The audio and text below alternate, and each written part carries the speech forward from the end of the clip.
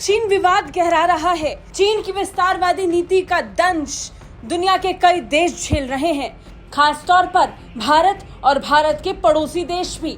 ऐसे में चीन के खिलाफ सभी देश भारत के साथ आना चाहते हैं, जिसमें एक देश भूटान भी है।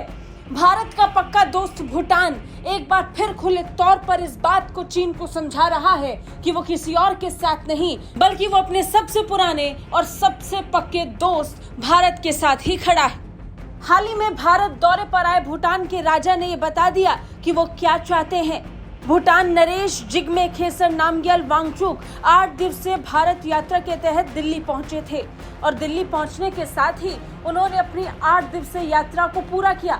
इस दौरान उन्होंने प्रधानमंत्री नरेंद्र मोदी, विदेश मंत्री डॉक्टर एस जयशंकर से लेकर भारत के उद्योगपति गौतम अडानी और आनंद महिंद्रा से भी मुलाकात की।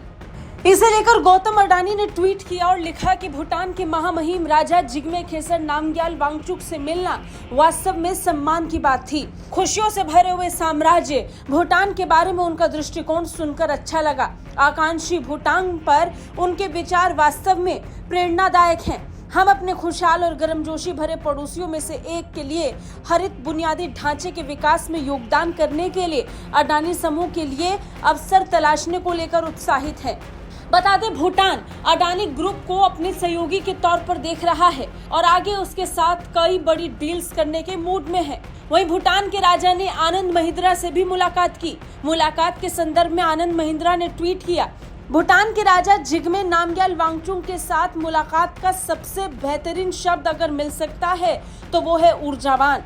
बहुत कम उम्र में उन्होंने भारी मात्रा में अनुभव अर्जित कर लिया है, लेकिन इससे भी ज्यादा उनके पास अपने देश के लिए एक दृष्टिकोण है जो अपनी सादगी के कारण शक्तिशाली है।